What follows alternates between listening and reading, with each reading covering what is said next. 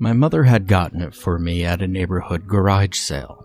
The family had just lost their son, about my age, 9 or 10, and they were trying to get rid of some of his older toys and other things they didn't need around the house. It had been horrifying.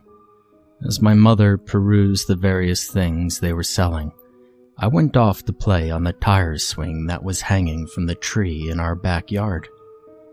I had been shy as a kid, and the entire neighborhood seemed to be partaking in the event. I watched as the Pearson's daughter, Ella, ran away from the Michaels' sons, Ronnie and Eric, and the Thompsons' daughter, Leah. They all seemed to be in good spirits as they ran and laughed and screamed and giggled. The masters, the parents who had just lost their son, would tell the children to be careful when they were running through the tables, but the other kids were oblivious to anything they would say. I sat in my tire swing watching the others have fun when I noticed something brightly colored leaning against the trunk of an old oak tree from which the tire swing hung. It was a little octopus doll. I stared at it for a while before getting out of the tire and bending down to pick it up. I searched the thing, turning it upside down, every which way, even holding it by one of the 5 arms that it had and watching it dangle in the air. The doll's body was green, its 5 tentacles ending in a bright splash of pink, as if the thing were wearing mittens. The tentacles seemed as though they had been torn off and hem-stitched back on several times, because the seams didn't seem to match. But at the time, I hadn't really noticed that.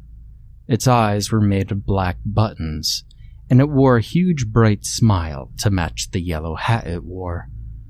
I felt strangely attracted to the little doll, and I started to play with it.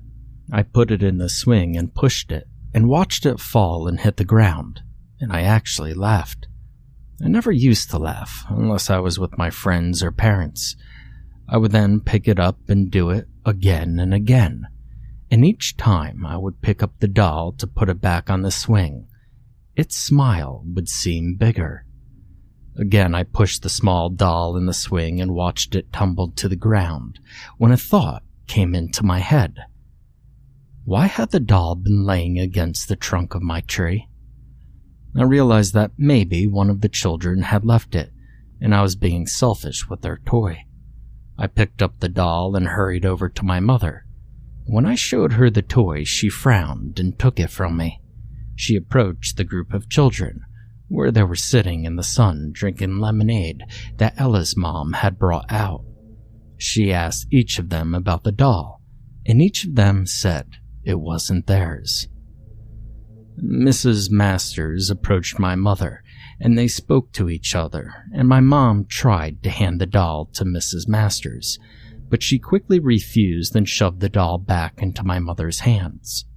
My mom tried to speak to her again, but she broke down in a fit of crying and ran into the house. My mom came back over to me and handed me the toy. I asked her what had happened, and she said that the doll had belonged to Jake, the master's son. My mom told me she was actually pretty eager to get rid of the toy for some reason, but I didn't pay it any attention. I had a new toy, a new friend at that. I started to play with the toy when the other kids came over and teased me for having a doll and being a boy. I started crying and they laughed at me. I dropped the doll and ran over to my mother and told her what had happened. She looked back at the children and ran over quickly. A small crowd of adults had crowded where I had just been, and a few of them were screaming. Ronnie, the one who teased me, was retching on the ground, and all the other kids were too. Their parents grabbed them and took them home. My mom came back over and handed me the toy, frowning. A few days later, I was playing outside again. We just had a rainstorm and the grass was wet, so I was wearing my rain boots. Puddles were everywhere, and I jumped in them, making it a game.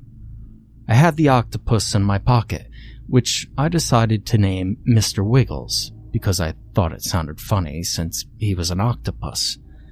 As I was jumping around, Mr. Wiggles would occasionally fall out and land in the puddle too, getting dirty.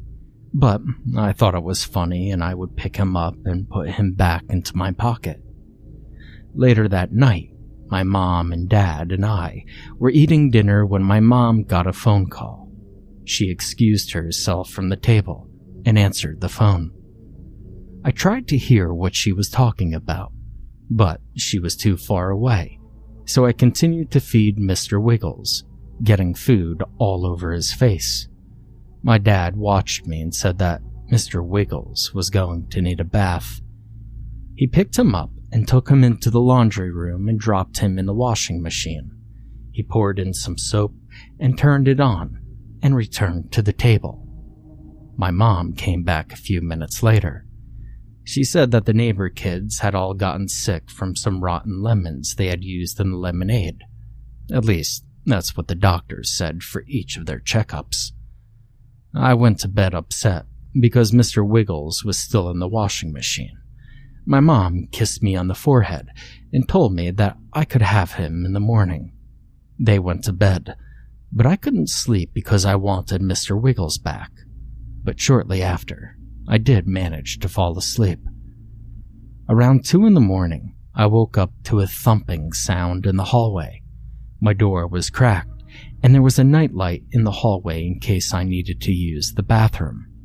The thumping kept getting louder as it moved down the hallway, and I started to hide under the covers when I saw a shadow cast on the wall.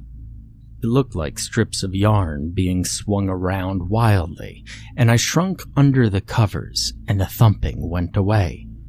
I peeked over the covers and the shadow was gone, and Mr. Wiggles was sitting on the floor by my door, still dirty, a puddle of water forming beneath him. I didn't move because I was still scared, but slowly I swung myself out of my bed and walked over to the door and peeked out into the hall. There wasn't anything there, so I grabbed Mr. Wiggles quickly, closed my door, and jumped back into bed. The next morning, I heard my mother complaining about all the puddles on the floor, and when she found me holding Mr. Wiggles, she said that I was grounded, and she took him away from me and threw him back into the washing machine. I tried to tell her that I didn't take him out, that he was sitting at my door earlier that morning, but she didn't believe me. When I told her that I heard something in the house last night and saw shadows in the hall, she became worried. She told Dad, and they talked for a while before he called me into the living room and asked me what I had seen. I told him about the thumping sound and the strings that looked like rope being swung wildly in the air. Dad frowned and wanted to inspect the puddles, but Mom had cleaned them earlier that morning. Dad went into the garage and I heard him moving things. He then came back in, holding a long strip of black cloth with a metal piece sticking out of the end. He grabbed the metal piece and started pulling on it, and slowly a long blade of metal came rasping out. Mom said it was a machete. That evening, I was told to go into my room and lock the door.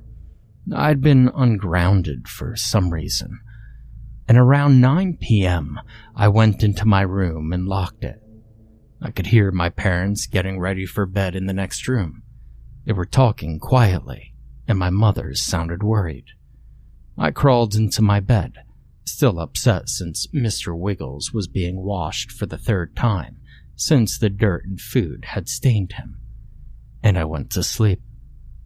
Again, around 2 a.m, I woke up and heard the thumping, though this time I felt safer because my door was closed and locked. Suddenly, the thumping stopped when I heard a creak in the next room as someone got out of bed. The creaks crept into the hall, and then stopped. And then the creaks returned to the bedroom and stopped once again. Then the thumping began, except this time, it was right at my door.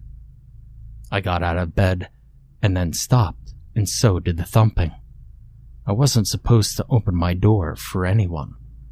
Suddenly, the thumping resumed, and this time it seemed louder and faster, like whatever was causing it was trying hard to get in. I heard the creak from next door again, and then my parents' door opening, and a scream.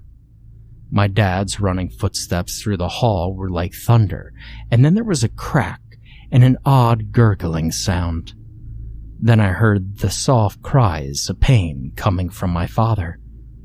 I started towards the door and unlocked and opened it, and I found my father on the floor, a large pool of crimson liquid seeping into the carpet beneath him.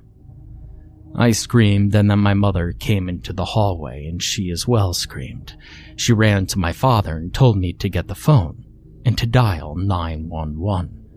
I ran into the kitchen and grabbed my mom's cell phone and pressed the numbers, and then ran back into the hall and was about to hand it over to her when I saw something standing over them. I froze, and from the phone, I could hear someone answer, but I dropped it. What I saw was not something that you could imagine. The thing had no eyes that I could see, but I could feel it watching me. It was a large, fat, bulbous creature with hundreds of leathery tentacles protruding from whatever could have possibly been beneath it. The tentacles whipped around quickly in every direction, and they were beginning to cover my mother and father. Her screams echoed through the house. The tentacles wrapped around them, and I saw as they slowly were dragged toward the floor. The screams I heard were gruesome. They were quiet and throaty, almost as if they were drowning. And that is when I noticed the thick, oily fluid pooling on the floor, and I realized that my parents were being crushed into this creature, this abomination, and yet I still couldn't move. Only watch and listen as my parents slowly became nothing beneath it, their voices all but disappearing into the night. When the creature slithered toward me, I finally found the ability to move my legs, only to try and save my own life. I ran down the hall and into the kitchen.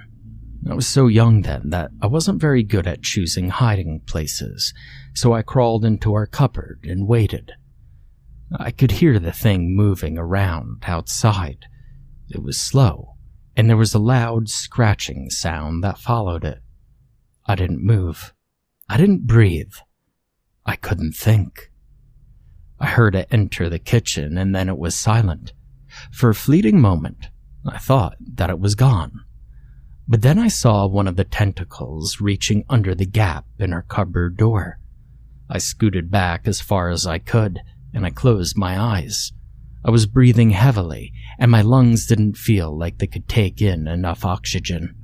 The thing outside started clawing at the door, and I screamed. I screamed as loud as I could, and then I started crying. I thought I was going to die. But suddenly, the tentacle retracted into itself, and the creature outside began to slither out of the kitchen and into the hallway. I waited. At least, that's what I want to say I was doing. I was actually rooted to where I was sitting with shock.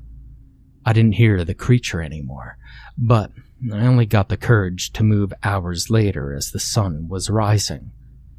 I crawled slowly out of the cupboard, checking all around me before stepping out completely. On the floor, there was a trail of blood that led away from the kitchen and into the hallway. I followed it. It was a stupid choice.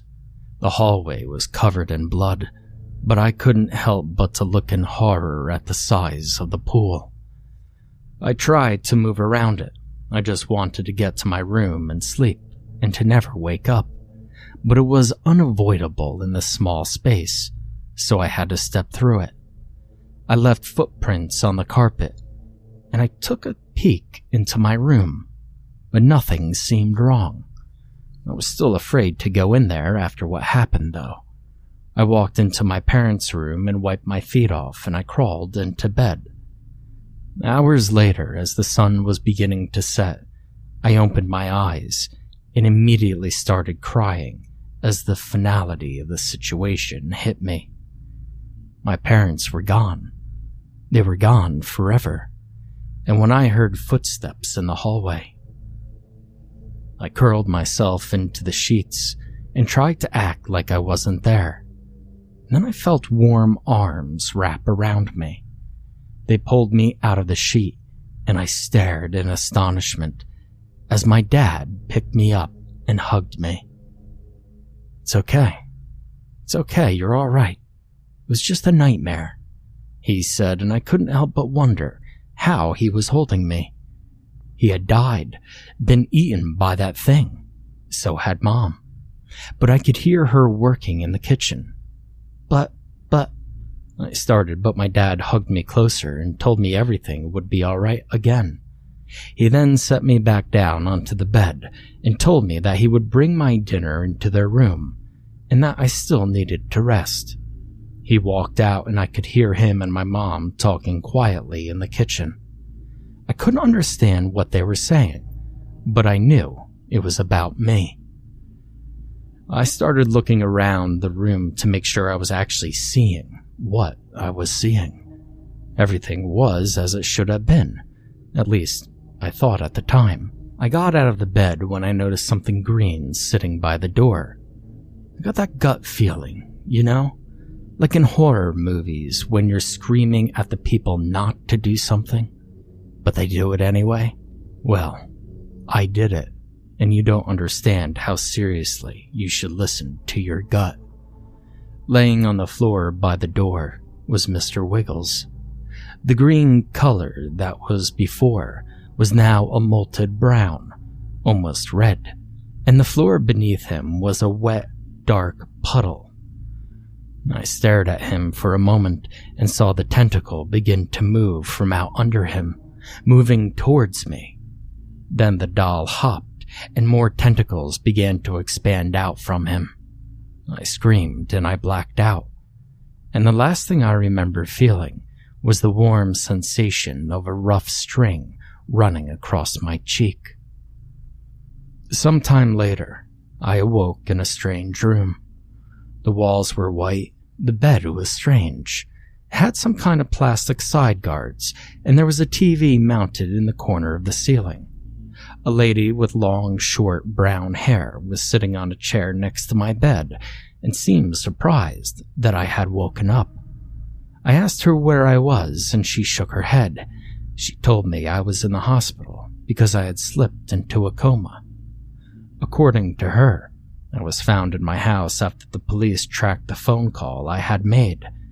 They found the blood and the traces of some chemical compound that left a trail from the kitchen into my room. They found me in my parents' room, unresponsive, and immediately sent me to the hospital. I had been in a coma for 4 months, and my parents were missing, though assumed dead. Everything came back to me in the blink of an eye, and I burst into scared tears. The nurse held me and told me that everything would be all right, and that made me cry even more. And after I finished crying, she left the room and told me that she would be back in a moment with some of the things that they found at my home. I simply nodded and tried to go back to sleep, but I couldn't.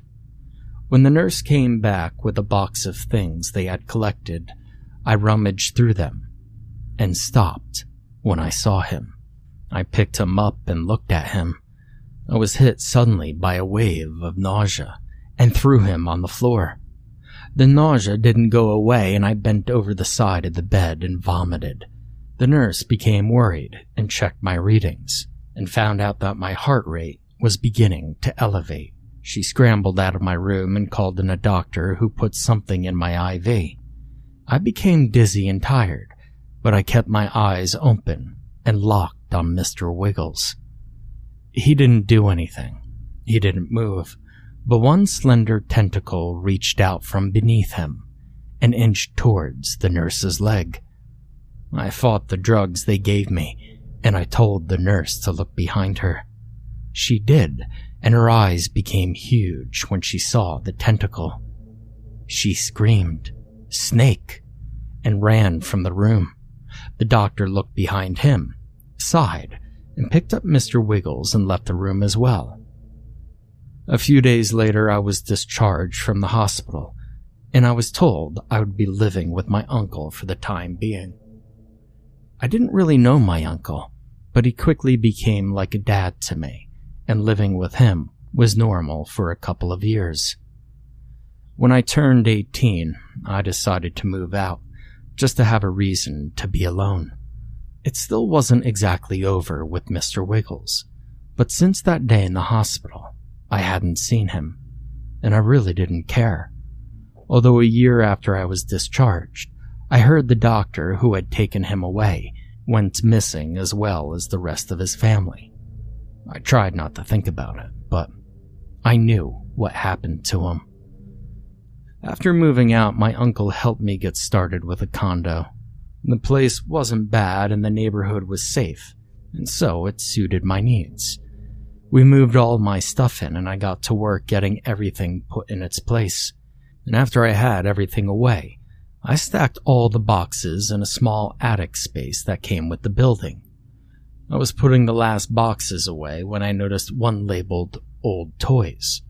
I was curious, and so I rummaged around in the box for a while. But I didn't find him. I remember that sigh of relief I had right before I saw it.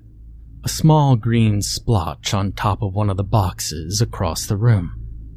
I didn't want to look, but I couldn't help myself, because there Mr. Wiggles sat, dozens of tentacles spread out beneath him, his button eyes gleaming in the dull light.